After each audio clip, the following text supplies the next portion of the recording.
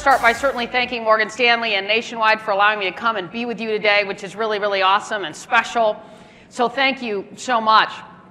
So in a room full of women, I love to start by asking this question, and I know we got a couple of guys in the room, so you guys are going to have to just buckle up, okay, because you're in for a ride this afternoon.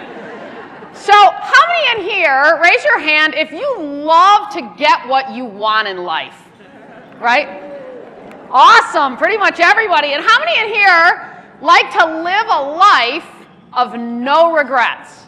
How many people in here like to do that? Right? Doesn't that feel good? And how many people in here love to negotiate? Not as many hands, right? Not as many hands. So for the last 15 years, I've spent most of my days before now negotiating contracts for athletes and coaches and broadcasters. And what I realized is the more that I did it, the better that we get at it. And what I also learned is that negotiation is in many ways just a difficult conversation. A conversation, though, that we want to continue to keep having so that we can get to the result that hopefully we want to have. And what's been interesting in the sports agency business, obviously there's not a lot of women running around in a dress, right, representing these guys. And so I found myself oftentimes negotiating in some of the most interesting circumstances. So I have to tell this story, and I love to, with a room full of women. So I have my first child.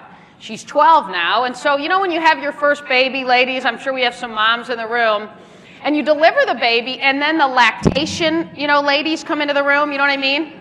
And they come in and they tell you that if you don't nurse your baby, do you know what I mean? Like, I don't know if it's going to make it, right? I mean, you have got to latch that baby on and you have got to find a way to nurse that baby. And so I have my first child, and sure enough, there she comes telling me that I've got to find a way to nurse my child. And so, of course, I'm trying to do that and continuing to try to do that as I get home and continuing to work. I love this part of the story, by the way, because the men are staring at me like, oh, my God, do I look at her? Like, what do I do? So I'm on my way to the Masters. We're based in Atlanta. I'm on my way to the Masters. I'm driving down the road to head to Augusta National. And as I'm driving, you know that feeling, ladies, that you get when you're nursing and you're like about to pop? You know what I mean? Like it's coming out of your shirt type deal. And so I feel that way, right? I feel that way. And all of a sudden I'm like, what am I going to do, right? So I had bought the Mac Daddy, the best breast pump you can get, right? The Medulla. Okay, right, ladies? The Medulla. The Mac Daddy, and I got the car charger to go with it, because you got to have the car charger. You know what I mean? So I plug in my car charger, right? Pull it down, latch it on, boom, and I am driving down I-20 like this, right? And I have my earpiece in because, trust me, these athletes will call you any time of day, night, it doesn't matter. And when they call you, you have to answer the phone. And so I'm breast pumping, right? All of a sudden, and by the way, guys, I mean, the truckers absolutely loved it. I mean, a complete free show for the truckers. So I'm driving down the road and I'm pumping, and all of a sudden I've got my earpiece in and the phone rings, and it's John Smoltz, who was one of my guys, right? He was a right-handed pitcher for Atlanta for years. So Smoltz calls and we're talking and we're negotiating his contract with the Atlanta Braves at the time, so he was calling to sort of go through some of the deal points. And as I'm driving, after about a minute, John goes, Molly, what is that sound? And I said, you know what, John, man? I said, you're a father, you're a husband. I said, you know what? I said, I'm pumping, okay? I'm pumping. And John goes, oh, geez, Molly, I did not need that visual of my agent. You know what I mean? So like many of you in this room, we find ourselves, don't we, oftentimes negotiating in some of the most unique circumstances, and I can promise you I certainly have, as have many of you. But what I believe is that negotiation is really just a conversation, and it's a conversation, hopefully, that we can have more often. If we negotiate more, it creates a platform for amazing things to happen for us as women, without question. For amazing things to happen to us in business, not just financially, but the opportunities that provides for us for professional growth as well. So what I want to do is sort of walk through what I believe is sort of a process of how, in many ways, I negotiated about $500 million in deals over about 15 years. And a process by which I feel works, right, in hopes that maybe you can grab a couple ideas and take it and drop it into your world and the lives that you live. So first, I want to ask you one more question. I want you to think about something in your life that you don't have now, but boy, if you got it, it'd be awesome, right? It'd be awesome. And it would maybe change your world in a really positive way. It would make your world even better. You know, maybe it's a new title, maybe it's a corner office, maybe it's as an owner, business owner, you're trying to buy a company. Whatever it might be, I just want you to think about that one thing that, gosh, if you got it and it became a reality in your life, it would make your world even better. And I want you to have that one thing kind of in the back of your mind as we walk through this process. So when we think about negotiation, I think the first thing we have to do is really sort of set the stage. We have to set the stage for that conversation. So when we think about setting the stage, I'll tell you a story about Ernie Johnson Jr. Ernie Johnson Jr. is a broadcaster that I worked with for a long time. Ernie's on TNT, right? So he sits between Barkley and Kenny and is sort of the glue in between these two wide open personalities. And EJ's a guy that I got really clear on what motivated Ernie. And I think when we negotiate, or we negotiate for anybody, understanding what's important to them, understanding their why is a big driver in our ability to be successful. Well, every time I'd go to lunch with Ernie, he would bring his disabled son, Michael. And Michael can't feed himself. He can't walk. He's in an unbelievably awesome wheelchair that his dad can buy for him because he makes a nice living. Michael lives a very different lifestyle than many of us. And every time we'd go to lunch, Ernie would show up and he would feed Michael while we would have our meetings. And what I got really clear on that motivated Ernie wasn't $1 more than the next guy, wasn't making as much as Barkley because he plays a similar role. What motivated Ernie was the opportunity to contribute to his family.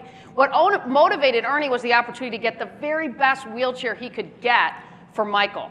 What motivated Ernie was the opportunity to adopt 2 more children, to round his children out at 6 in his home, to create an influence and a platform to support his children and his adopted children in a better way. When we understand the why around why we're doing what we're doing from a negotiation perspective, it helps suffocate the fears that sometimes come up inside of those difficult conversations. So when we would sit in front of the people that we would negotiate at TNT, I knew full well what motivated Ernie. When we know why we want that one thing, that thing I challenged you to ask for in your life that would move the needle in your world in a special way, what's the why behind it? Why do you really, really want it?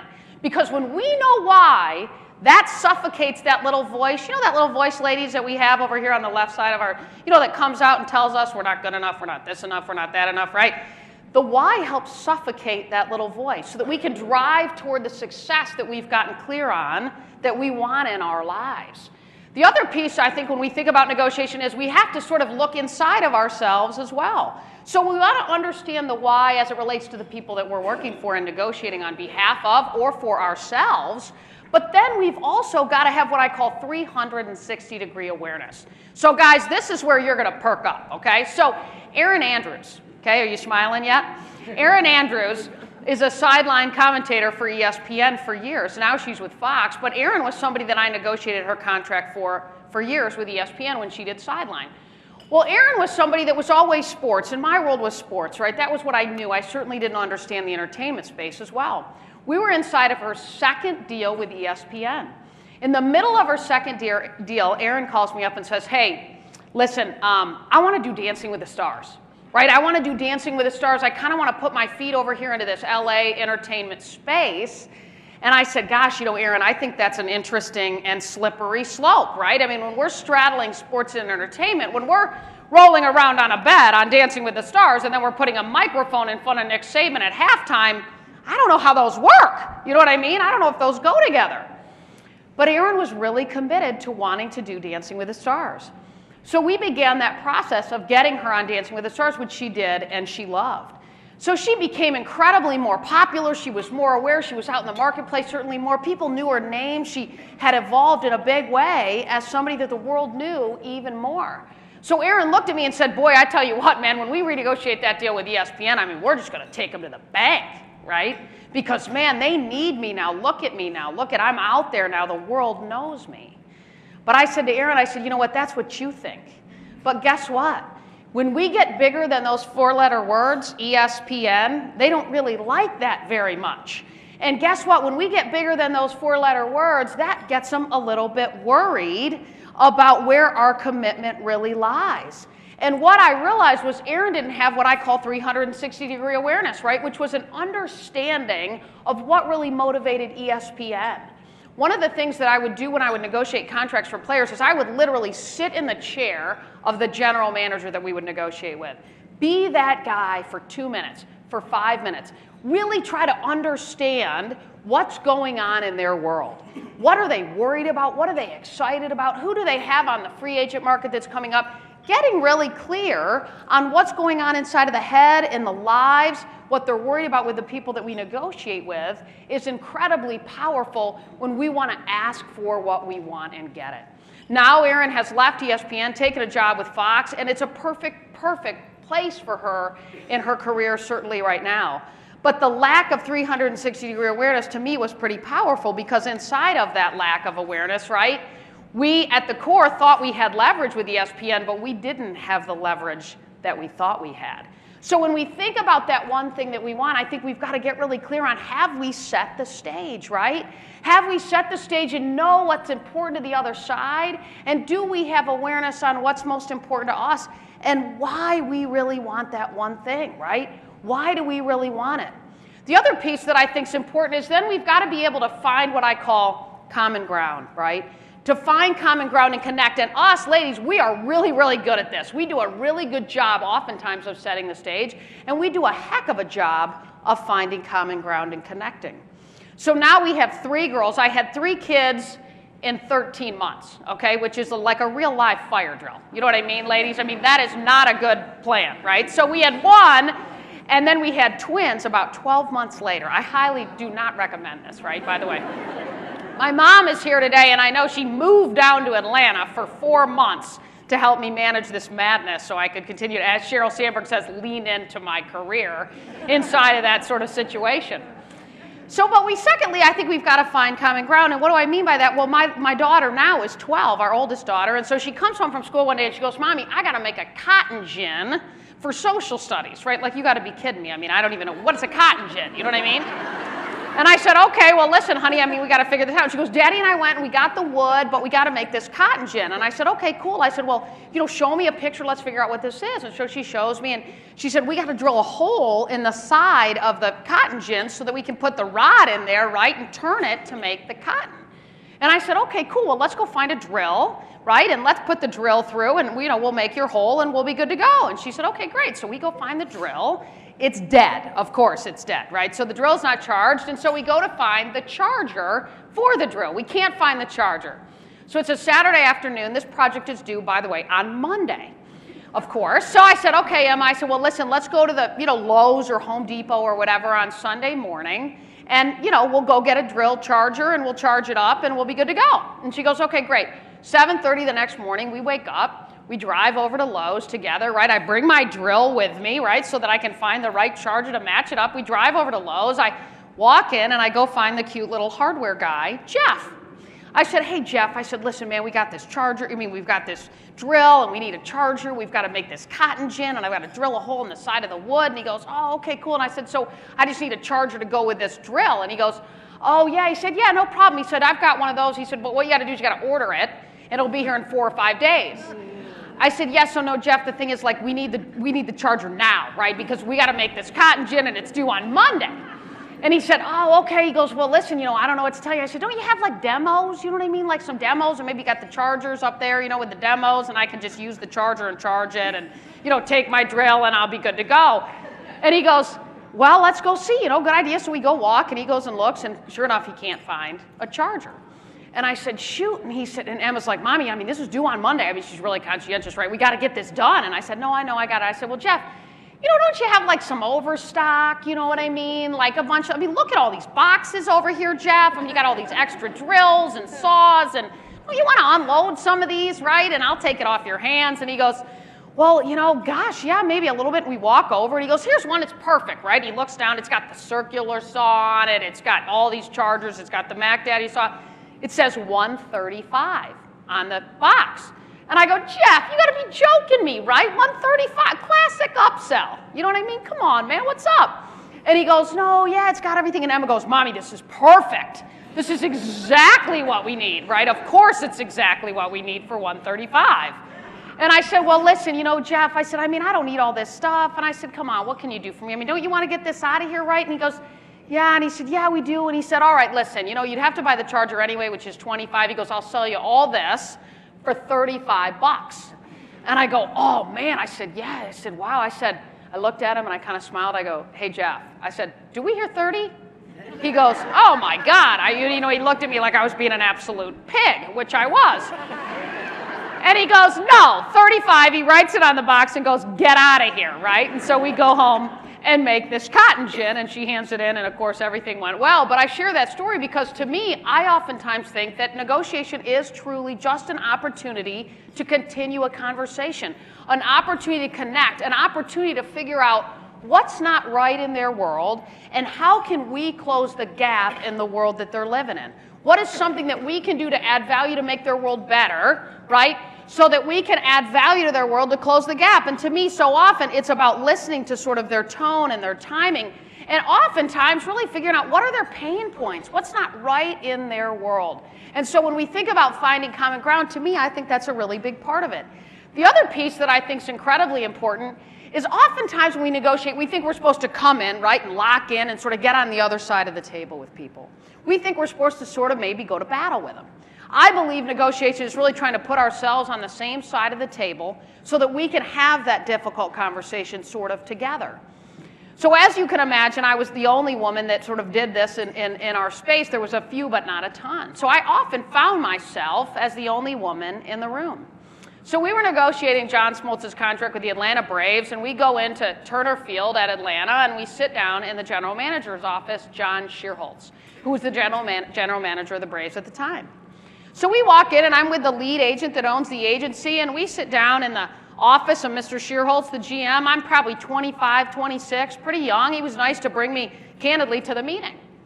So we're sitting in the meeting, and the Shearholtz, the general manager, is not even looking at me, right? It's like I'm invisible. I'm not even there.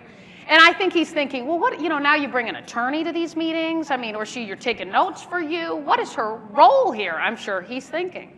And I'm sitting there, and as he continues to not make eye contact with me, and as we continue to not connect, I'm continuing to get more and more annoyed. And so as we're sitting there, I look at him and I said, oh my gosh, I said, Mr. Shearholtz, I said, look at those golf holes behind you. He had a screensaver of rotating golf holes, beautiful golf holes, right? And all of a sudden I recognize the golf holes. They were Augusta National. So I see these rotating golf holes, and I see number 12 at Augusta, right? The beautiful par 3 with the azaleas in the background. So I see this beautiful golf hole, and I sort of stop, and I go, oh my gosh, John. I said, wow, number 12 at Augusta, beautiful. I said, gosh, I bet you've played it, assuming certainly that he'd played it. He said, oh, yeah. He said, I played it last month. I said, oh, wow. I said, what'd you get on number 12? He said, well, I chipped it up. He said, it's unbelievable. I said, I can't believe it, but I parred it. And I said, oh, wow, that's amazing. I said, beautiful, wow. And he goes, yeah. And I said, man, I played it last week and I birdied it. In that moment, we kind of connected, right? We kind of connected. So now this chick's in the room, and maybe she can play a little golf, and she's been to this place, and so it gave us an opportunity to connect. I believe in negotiation, we oftentimes walk in and think we're supposed to hold our cards close to our chest. We think that we're supposed to go to battle. I would encourage you to find something that you can put up your sleeve. Find something that you can notice in that room. Anything separate and apart from the topic that you're actually there for, so that you can use that opportunity as a way to connect. Because when we can connect, we can keep that conversation going. Not everybody's going to bite, right? Not everybody is going to be that way back to us. But certainly when we put ourselves out there, when we find a way to connect, that's when we can continue the conversation. And when we can continue the conversation, we can get more deals done. So I challenge you, that one thing that I encourage you to think about, have you found common ground? Have you connected with them in that way? Have you sat in their seat? Do you know what they're worried about? Do you know what they're excited about? Is there something that you can bring to the table that's separate and apart from the topic or the thing you're trying to get done that will drive the opportunity for you to connect? Because when we know why, when we set the stage with why, and we're good at that, ladies, we're really good at that, and then we find common ground, then we can keep that conversation going. And when we can do that, we can get more deals done. Third, I think when we think about getting what we want, when we think about asking for what we want, I think it's at the core about asking with confidence. So often in life, ladies, where we're good is we set the stage great. We find common ground. But boy, is it important for us to ask with confidence for what we want in life. Oftentimes, I believe it's not what we negotiate, it's what we ask for. Sometimes we don't ask, right? We don't ask for the things that we want and need in our lives. So years ago, I get in my little Honda Accord, I leave Lansing, Michigan to try to go find a job in Atlanta in sports. So I get down to Atlanta, and it's a long story, it's in one of my books, but I end up getting this deal for free rent. So as I'm down in Atlanta, though, I'm networking with all kinds of people to try to get a job in the sports space. So I meet some wonderful people that were kind enough to give me 15 minutes and give me some advice. So I get in front of all kinds of people. Finally, I find myself in front of a guy that was wonderful, and he offered me a job to work for the Super Bowl host committee. So Super Bowl 28 was coming to Atlanta in 1993, right? This is showing you how old I am. And so I'm sitting there meeting with Lehman Bennett, who Lehman was going to run the Super Bowl host committee. And so I sit with him and we meet, and he said, look, Molly, we'd like you to come on board. We'd like you to support us with the Super Bowl, right? And so what I ended up putting, by the way, ladies, on my resume was that I was the liaison between the NFL, the commissioner of the NFL, the volunteers, the transportation, the sponsors. I answered the phone, okay? But I was the liaison. You know what I'm saying? So I answered the phone for Super Bowl 28. Super Bowl 28, this is Molly, 400 times a day. So I'm inside of this opportunity so he makes the offer for me. He offers me the job to work with him. And he said, so Molly, what we'd like you to do, and it's a 6-month deal, right? Well, the Super Bowl's there. He said, what we're going to do is we're going to pay you $600 a month. A month. I said, oh my gosh, this is great, Lehman. Thank you so much. I hang up the phone. And I call my parents, all excited. Oh my gosh, I'm going to make it in Atlanta, right? I've gotten this job. I can work for the Super Bowl. And my parents say, well, this is great, Molly. It sounds great, but how much are you going to make? Like, how's this going to work? Because they're worried about having to send me money, right? And I said, well, Mom, it's great. I said, listen, they're going to pay me $600 a month. And as I say it out loud, I go, oh my Lord, I can't live on that. That's not going to work. So in that moment, I sort of figure that out. I hang up the phone, thanks to them creating that clarity, and I call Lehman back. And I said, hey, Lehman, listen, it's Molly. I just wanted to reach back out to you. I said, I'm really excited about, this opportunity. I said, well, God, I got to tell you. I said, the $600 thing? I said, you meant a week. And I just stopped talking. And Lehman kind of chuckles. He was an older man, and he goes, no, Molly. We meant a month. Nice try, but we meant a month. But I share that story because, to me, it's often analogous to a quarterback in the pocket.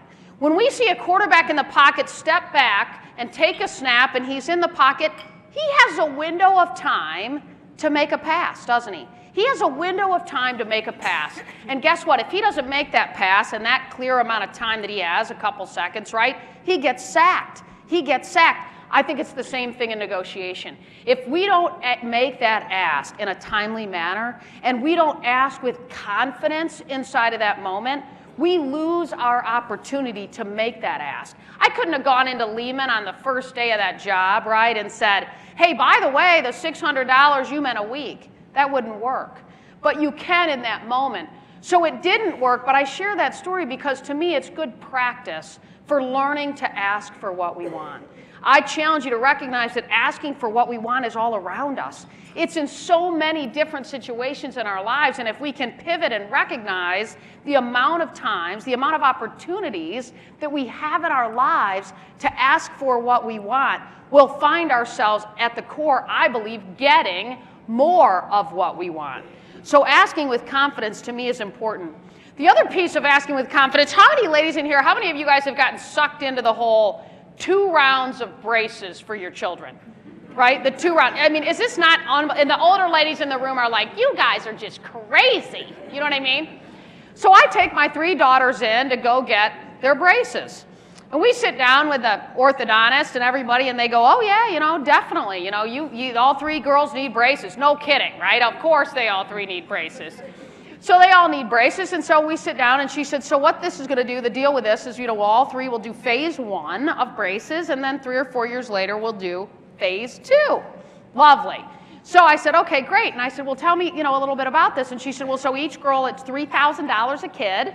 Okay, $9 grand. We'll get braces on all 3 girls. And then, you know, in 3 or 4 years, we'll do it again. Okay, great. So I said, you know, gosh, I said, so how does this work financially, right? And she goes, oh, well, we'll bill you. You'll pay a little bit down, and then we'll bill you, and then we'll invoice you along the way. And I go, God, that's got to be kind of a pain for you, right? You got to invoice and everything. And she goes, yeah. I said, you know, yeah, I mean, you got to invoice. I bet you invoice people, and sometimes they don't pay. And she goes, yeah, oh, yeah, it's a nightmare, right? And I could kind of see it in her. She was in charge of that, so she certainly didn't love it.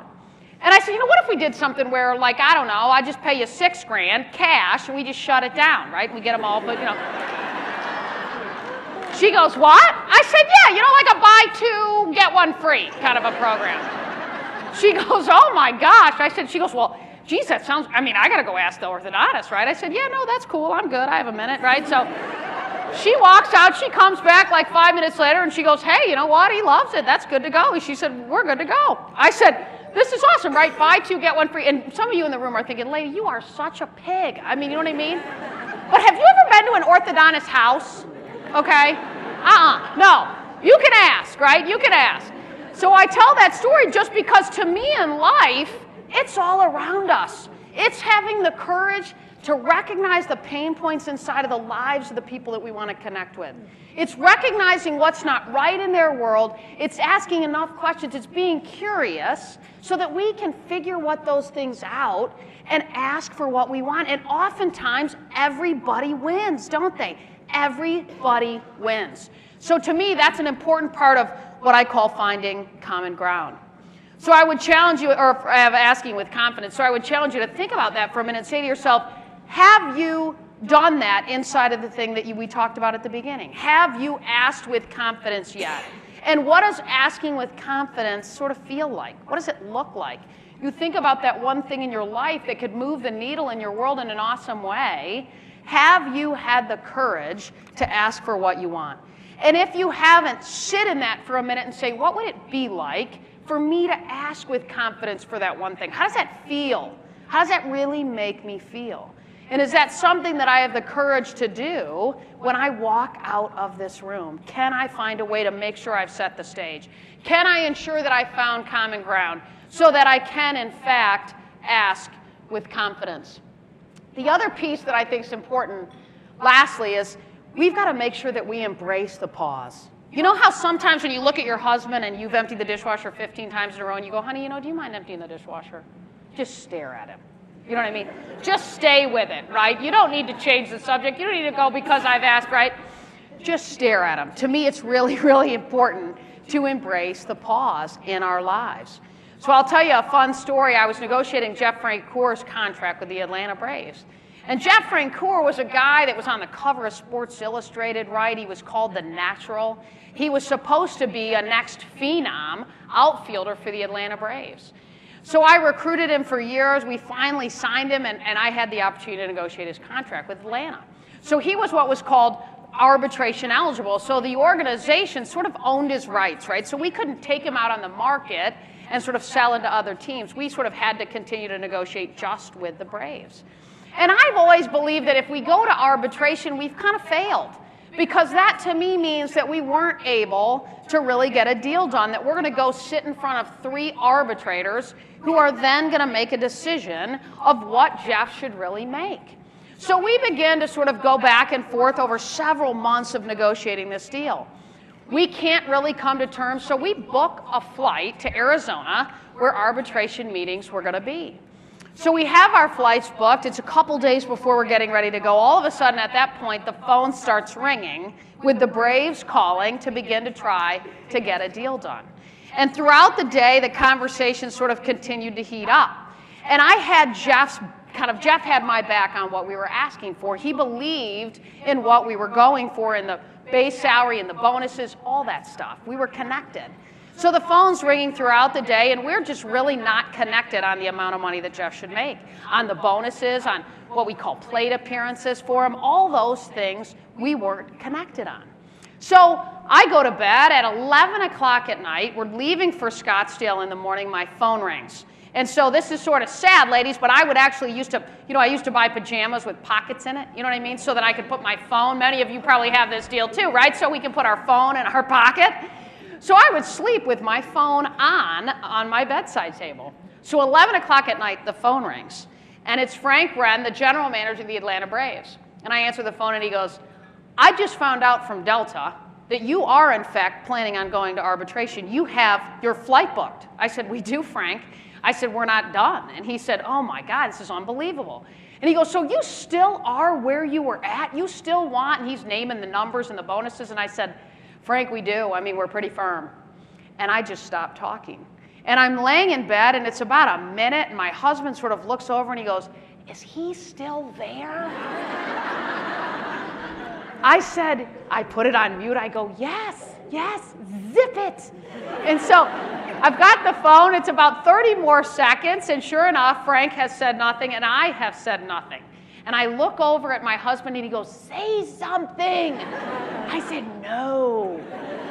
And so all of a sudden, after about a minute and a half, Frank goes, unbelievable, unbelievable. He goes, all right, you got a deal. I said, great, Frank, thank you so much. So he said, I'll fax over the term sheet. I said, hey, Frank, that'd be great. Awesome. So he faxes over the term sheet. I called Jeff, and he was certainly very excited about the deal. I tell that story, though, because to me, so often in life, the hardest thing is the pause. The hardest thing is to sit in that moment when you've lobbed in that big question and just hold it. But if you have set the stage well, if you have found common ground, then you ask with confidence, and you can pause because you've created the platform to allow yourself to pause. So often, if we haven't done all those things, like with that conversation with Frank, it would have been really easy for me to go into all the reasons why his salary should be what it is, why the bonuses should be what they were. But we'd said all that. All that had been set and established. There was no reason to say any more. I'd sold him on all that. You know when you go work out and you have a medicine ball, right, that you work out with? And you take that medicine ball and you throw it back and forth with somebody when you're doing your abs, and you lob that medicine ball over and you just hold it, right? And it's painful, it's hard. To me, asking those big questions inside of negotiation is sort of like that medicine ball. It's sort of like that medicine ball. So lob that big, tough question over and just let them hold it. It is the hardest thing, in my opinion, to do. I don't do it very well either. It's really, really hard. But it will be a really powerful shift when we lob that over and just sit there. Guess what? Watch them. Because the things that we get back inside of that moment is really powerful. How do they react? How do they respond? The nonverbals, the tone in which they react to us, all those things is data inside of what is really at the core just a difficult conversation. As an agent, you know, the biggest question for us is when we would recruit a player, and then after a period of time we would sort of say to them, hey, are you happy with your agent? That was sort of that medicine ball. That was a big question. That was sort of short of saying, hey, will you marry me, right? It's a big, big question. And inside of that question, it was always so powerful just to say, are you happy with your agent? And just stop. Because your temptation, mine was to say, are you happy with your agent? Because, boy, it'd be really fun to have the opportunity to work with you. And I mean, we do all these things, and we could do appearances. And it'd be so easy to go into all those things. But when we ask those big questions, when we ask those tough questions, to stay in that moment is incredibly powerful. So I pack up my Honda Accord and I leave Lansing, Michigan to get down to Atlanta, right, to find a job in the sports space. And I met with all kinds of people, like I said, that were kind enough to give me a minute. So this is sort of a personal story. So I get in my car, I drive down to Atlanta. My college tennis coach was awesome. And she gave me 3 names of 3 people in Atlanta who taught tennis for a living. That was their job. And she said, look, I know you don't want to be a teaching pro for a living. She said, well, why don't you just reach out to these people and maybe they'll give you some advice. And I said, that'd be great. And so a gentleman in Michigan, before I left, had this great advice. He said, Molly, sometimes in life, when you ask for a job, you get advice. And sometimes when you ask for advice, you get a job. I think it's sort of true in business too, right? So sometimes in business, when we ask for advice, we get the business. Sometimes when we ask for the business, we just end up with advice. So I wake up that first morning, I'm living on the floor of my high school friend's apartment.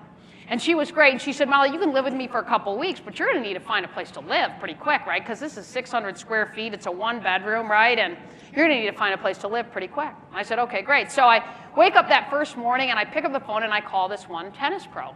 Really nice guy, and we kind of get to talking. And he said, Molly, do you know that in Atlanta, tennis is a really big deal? Like, people will teach tennis for a reduction on their rent at apartment complexes.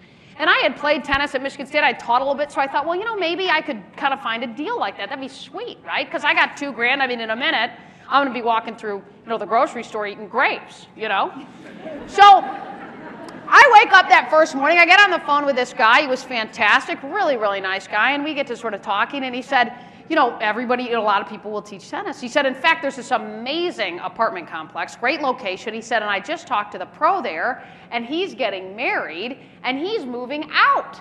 And I said, really? And he said, yeah, he's moving out, but I don't think he's told the manager that he's moving out yet of the property. And I said, oh, really? I said, where is this place? That'd be great. He said, yeah, it's a great location. He tells me where it is. I get in my little Honda Accord. I drive over to this apartment complex. I walked into the manager and I said, hey, how are you? I'm Molly. I played tennis a little bit. I taught. I said, listen, I'm just curious. I said, I see you have a court. Do you use that court to teach tennis to the residents at the property? And she said, oh, yeah, we do. We teach tennis, and we have a pro. He's amazing. He's been here for about 6 years, and the residents love him. And, he does a great job. He teaches tennis every Tuesday night for about an hour and a half. And I said, wow, that's great. And she said, yeah. I said, well, and before I'd left Michigan, I made these little horrible bootleg, awful business cards, right? But I wanted to be able to act like a grown-up, so I gave her my business card. And I said, well, listen, if anything changes, with the pro, let me know. Because, gosh, I would love to talk to you about teaching at the property. And she said, oh, yeah, no, I appreciate it, but we're good. I mean, he's great. And, completely blows me off. I get back in my car, and I'm driving back to my friend's apartment. And as I'm driving, I see this little local pizza place, clearly kind of a local place, called Pero's Pizza. And I think to myself, geez, I wonder if they sell a lot of pizza to that apartment complex right across the street, because it's right there, and gosh, they'd probably love a $15, $20 dinner over there, and they're right across the street. And so I thought, what the heck? So I pull up my car, I walk in, I said, hi, is Mr. or Mrs. Pero here? Thinking that was kind of a safe guess, right? So out comes Mr. Pero. I said, Mr. Pero, I said, man, I'm just curious. I said, do you sell a lot of pizza to that apartment complex right across the street? Because it's right there. And gosh, I would think, you'd sell a lot. And he goes, a little bit, but not a ton. And I said, gosh, I mean, it's right there, And his wife walks out, Mrs. Pero, and he said, honey, do we sell a lot of pizza? I said, yeah, I mean, it's right there. It just feels like you guys should be just driving back and forth, all day. And she kind of laughs and goes, yeah, a little bit, but not a ton. And I said, what if we did something where, I don't know, once a month, you gave me, 15, 20 free pizzas. And in exchange for that, you gave me a little coupon. I'd put the coupon in the newsletter that the residents get at the beginning of the month. And he said, and she said, well, boy, that'd be great. I said, right. I mean, you give me 15, 20 free pizzas a month. I'll put a coupon in the newsletter that the residents get. And they said, that'd be great. I said, okay, but the thing is, Mr. and Mrs. Pero, I said, the thing is, I don't have a deal, over there yet. I am really, really, really close. So when I get it, okay, I'll be back, okay? So just keep it right here, you know what I mean, between us. And they go, well, we like it. I said, no, just hang tight, I'll be back. So I get in my car, I drive back over to my friend's apartment, I call my buddies at Wilson Sporting Goods who gave me tennis rackets in college. I said, hey, listen, I need you to do me a huge favor, man. I said, down the hall from your office, you've got a bunch of goodies, right? I mean, a closet of, stuff, Wilson stuff, water bottles, keychains, T-shirts. And he goes, yeah. I said, can you do me a huge favor? I said, I'm trying to get this deal to teach tennis at this apartment complex. I said, could you hook me up with a bunch of goodies, Could you put a box of stuff together and send it down to me? And he said, yeah, done. He said, I'll take care of it. No problem. I'd be happy to. He said, I'm walking into a meeting. I'll do it later today, tomorrow. It'll be down there next week. I said, Rick, the thing is, man, I need it tomorrow. He goes, what? I said, yeah, I need it tomorrow. I mean, afternoon delivery, you know, is cool, but I need it tomorrow. And he goes, oh, geez, right? So he FedExes this stuff down. The next morning I wake up, go back to my favorite place because I have no job. I go back to Kinko's and I print these little tips that I'd written for a little magazine in Lansing. And I thought, you know, we could put these tips in the newsletter to get people excited about coming to the clinic. So I print all these tips. About 1 o'clock, my box of Wilson stuff comes over. I walk over to the apartment. I drive over to the apartment complex with my box of stuff, my tips. I walk into the property and I said, hey, how are you? You know, I just wanted to come back by and see, you know, if anything changed with your pro. And she goes, oh my gosh. She said, you aren't going to believe this. She said, our pro came in this morning. He's been here for 6 years. She said, it's unbelievable, but he's getting married and moving out. She said, we need a pro. And I said, no. I was like, you got to be kidding me. This is amazing. Timing, you know. And she goes, yeah, this is unbelievable. I said, well, I was just coming by to drop off this stuff from, you know, Wilson. These guys, you know, had dropped off these goodies that we could use to Hip for Prizes program. And she goes, oh, this is great. And I said, these tips, we could put these tips in the newsletter, right, to get people excited about coming to the clinic. And she goes, oh, this is great. I said, yeah, so how did it work, you know, with the pro, and what did he do? And she said, well, he taught tennis every Tuesday night for about an hour and a half. And in exchange for that, we gave him $500 off his rent. And I said, wow. And she said, yeah, so $500 a month off his rent. And you know, he would teach tennis about an hour and a half a week. I said, wow. And she said, so on the beginning of the month, he'd just write us a check for $350. And I said, oh, cool, wow, huh? And she goes, yeah. And I said, man, you know, I got this restaurant. These guys are great. I said, they're willing to sort of give us, you know, free pizzas once a month, right, to get people excited about coming to the clinic. And she goes, oh, that's great. And I said, you know, these guys at Wilson are great. We can do this. And these tips I thought we could put in the newsletter to, you know, kind of drive traffic. And she goes, oh, this is fantastic. I said, the guy do any, you know what I mean, any of this kind of stuff? And she said, no, this is great. I said, you know, the 500, 850, 350 thing, right? I said, why don't we just waive it? You know what I mean? I mean, it's cleaner, you know, it's easier. She goes, what? I said, yeah, let's just waive it. I'll move in. Let's keep the momentum going. And she just goes, geez, well, I got to go back and call my boss and see if that's something that we can do, right? I said, yeah, no, I'm good. I have no job. I'll wait. So she walks back. She comes out 5 minutes later, and she goes, man, I told him about this Wilson stuff, this tennis stuff, all this stuff. She said, you're good to go. I lived in this little tiny apartment complex for 9 years for free, right? Crazy. Right. People would get married. There was this one cute couple. They got married at the they met at my tennis clinic. They ended up getting married. They had a couple children. Sadly, they ended up getting divorced. So the one gentleman moves back into the apartment complex. He's riding up the elevator with me one day, and he goes, aren't you like the tennis pro here? I mean, you've been here forever. He goes, why don't you buy something? I mean, you're just throwing money down the drain at this apartment complex. I said, I know, it's crazy, right? I mean, I gotta get out of here. I tell that story, though, because to me, right, it is about having the courage to ask for what we want. It's about recognizing that if we can think of the gaps in the lives of the people that we want to support, if we can identify what the gaps in their world are, and we can begin to close those gaps, then it becomes tough to not get a deal done with us, right? If we can really find that common ground, if we can set the stage, if we know why we're really asking for what we want, because that why will drive us, then guess what? It becomes really hard. And then we hopefully have the courage to ask for what we want and pause. As difficult as it is, and it is so hard, but we just got to lob that medicine ball back over and see what we get back. But we've got to have the courage to hold that space. But then lastly, we've also got to kind of know when to leave, don't we? Sometimes, unfortunately, we don't connect. Sometimes the things that we try so hard to do in our lives don't happen, and it gets sort of difficult. So I spent 15 years working at an agency. So I, in many ways, feel connected to you. Right now I own my own business, but for 15 years I worked for somebody else, and I know we have a myriad of types of business owners and employees in the room. So I spent 15 years working for a wonderful man, but after about 15 years, I had 9 agents that worked for me that ran the different disciplines of 300 athletes and coaches that we worked with. But after 15 years, I felt like the way that he was compensating my agents wasn't working. I felt like the way that we needed to pay these guys was commission-based. The way that we were all paid was salaried. So gosh, I felt like that was a gap for us, that if we could not, did we just scare all the men out of here, or what's going on, right? That's okay, we got more goodies for you. You guys were missing, all right. So I spent 15 years with this guy, and we're very, very close, but I spent the last 2 years trying to negotiate a deal for him to pay our agents, for him to provide commission for the guys that we worked with. As hard as I tried, as much as we talked, as much as the stage was set, as much as I tried to find common ground, we really couldn't. That connection wasn't really there in regards to the way that we needed to pay the guys. As hard as it was to walk away, so often we need to know when to leave.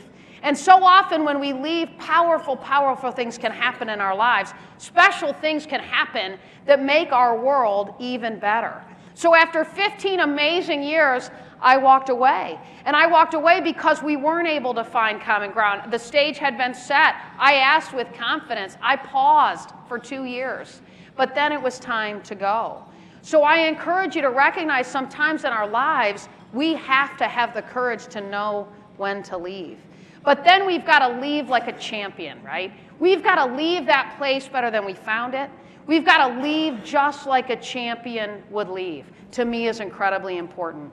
So when you think about that one thing when we started our time together that you want to have in your life, that if you could get would make your world even better, would make your world great, I would just ask you, have you set the stage for that one thing? And maybe you have 3, maybe you have 5. Have you set the stage?